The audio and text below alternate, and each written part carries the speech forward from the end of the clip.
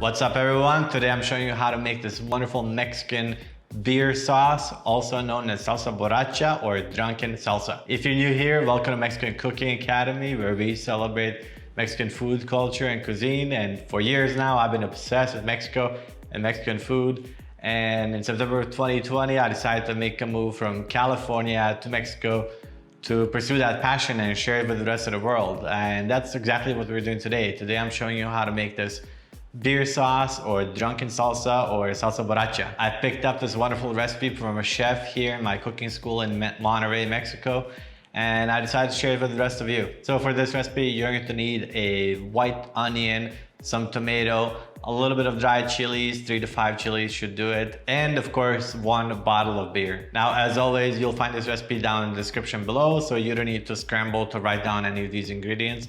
Everything's going to be down there for you. And while you're there, if you love Mexican food as much as I do, then hit that thumbs up button and hit the subscribe button. It's really going to help me out. Also, leave a comment letting me know some of your favorite Mexican dishes. And if you've been to Mexico, where have you been and what have you, and which cities were you visited and what have you loved about Mexico? So this drunken salsa or salsa borracha gets its name from the fact that we're adding alcohol to it. I have another recipe actually in my list that uses mezcal, but beer is a more traditional ingredient. So we're gonna do a variation on that salsa with beer today. You can of course use any beer you'd like, but here I'm using a lager, which goes really wonderful with this particular combination of chilies. And don't worry, we're gonna cook off all the alcohol here, so you're not gonna be able to get drunk off this actual salsa. Now we'll start with our chilies here, and the chilies that work best for meat dishes, and in particular red meat dishes, are the more darker colored chilies. And in this case, we're using a morita chili and a guajillo chili. Now, it's important to take off the stem here, so go ahead and do that. And then use a knife to butterfly open these chilies, take out all the seeds and remove all the veins inside the chilies. Generally speaking, when working with chilies in Mexico, there are 3 steps. One is cleaning the chilies. Second step is toasting the chilies. And the third and final step is soaking those chilies in very, very hot water until they lose a lot of their bitterness. So we're moving on with that to our second step, which is going to be toasting our chilies. Here, what you're going to do is use a flat spatula to press the chilies firmly against the bottom of the pan. Now, you're going to hear a lot of people telling you that you need to use a comal or you need to use some other special devices to roast the chilies or toast them. That's not true at all.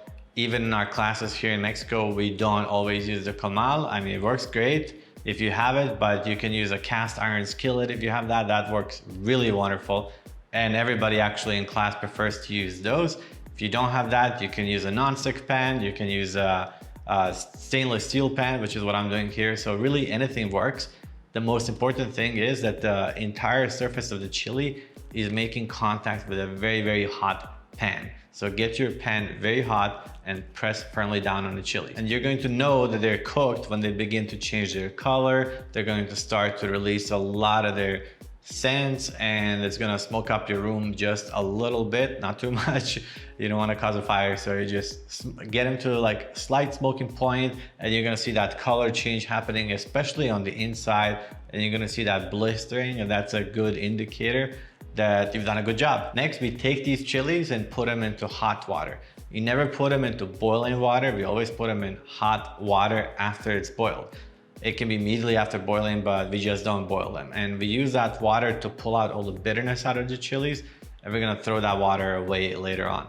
Meanwhile, we need to sweat our tomato, onion, and garlic. Place them in a large pan, a non-stick pan works great, or a grill, and let them cook at a very low temperature for a long time until they start to caramelize on the surface. They'll begin to char on the outside actually, but that's exactly what we're looking for. And I have some footage here of us in a cooking school here, and it's very common for us to be cooking at very high heat or moderate heat, and you can see the charring on all these vegetables as they're getting roasted. So don't be scared of that. That's exactly what we're looking for. By sweating them like this, we're causing them to release a lot of their moisture into the fruit and vegetable itself, which later releases a lot of really amazing flavor when we end up blending it. So don't skip this step. Now with the veggies roasted and sweated and the chili is soaked for about 10 to 20 minutes, depending on how long it took you to do the vegetables.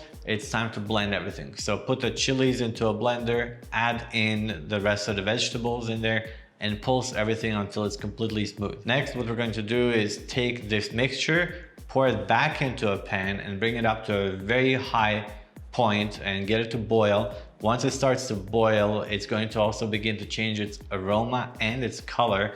And once it begins to do that, that's the point that we're gonna add in a bottle of beer. And here we have one bottle, about 350 milliliters of beer.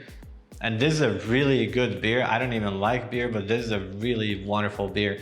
It's from UK, I believe. They're not a sponsor, but the beer is absolutely delicious. And as I said, the citrusy notes in this beer really help and go really well with the rest of the ingredients here, with the chilies and later on with the meat. Finally, we wait for all of this beer to evaporate. Once it's close to being completely evaporated and it's thickened up a little bit, we're gonna add in our cumin. We're also gonna add in a little bit of salt. Taste it all to make sure it tastes salty. Add a little bit of pepper maybe, add a little bit more salt if it's needed, and that's all there is to it. You can serve this salsa with barbecue, you can serve it with tacos, with steak, which is exactly what I'm gonna be doing. So stay tuned for that video that's coming out later this week. And if this is sometime in the future, look out for my video on how to make amazing tacos, Mexican style, that uses this salsa. This is really, really delicious. And just for fun, here's a photo of what the finished tacos look like when you do combine it with some beef.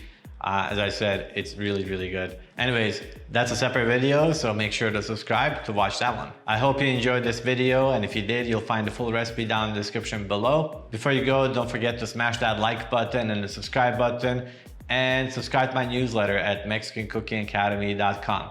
That's all I got for you today. Until next time, live long and prosper.